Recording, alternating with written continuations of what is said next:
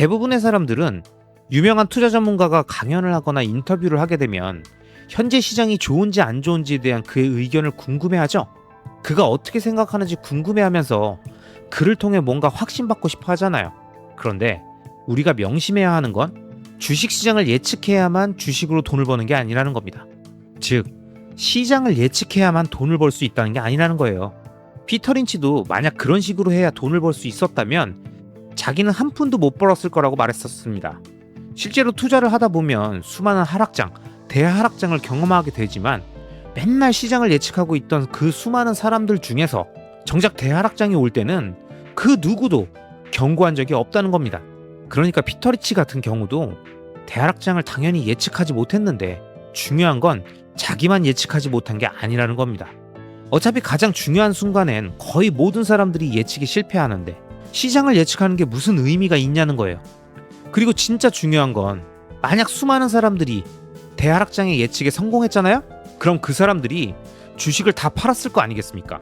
그럼 그 사람들의 매물 때문에 하락장은 훨씬 더 빨리 왔을 거라는 겁니다. 예측에 맞춰 하락장이 왔다는 것 자체가 대부분의 사람들이 예측을 못한다는 반증이라는 겁니다. 우리가 주로 착각하는 건 이런 거죠. 주식시장의 움직임은 어떤 면에선 경제 전반과 관련이 있으니까 사람들은 인플레이션이나 경기 침체, 호황이나 불황, 금리의 방향 등을 잘 예측해서 시장을 간파하려고 하겠죠? 거시적인 경제 지표를 보고 계속 체크하다 보면 경기 흐름이 보이니까 그걸 이용해서 금리 방향을 예측하고 이걸 주식 투자에 활용하려고 할 텐데 도대체 누가 확실하게 금리를 예측할 수 있을까요? 미국에만 6만 명이 넘는 경제학자들이 월급을 받으면서 금리와 경기 침체를 예측하고 있는데 만약 이들 중에서 누군가 연속해서 딱 2번만 정확하게 금리를 예측할 수 있다면 그 사람은 백만장자가 되어 있을 거라는 겁니다. 그럼 이미 은퇴해서 편안하게 휴양지에서 휴식을 하고 있어야 할 텐데 그들 중에 대부분이 계속 일을 하고 있다는 게 뭘 의미하는 걸까요? 바로 금리를 예측하는 게 그만큼 어렵다는 겁니다. 그러니까 거시경제를 분석하면서 금리의 방향과 그에 따른 주식시장의 흐름을 예측하려고 하는 건 대부분 쓸모없고 의미 없는 시간 낭비일 가능성이 높은 거죠.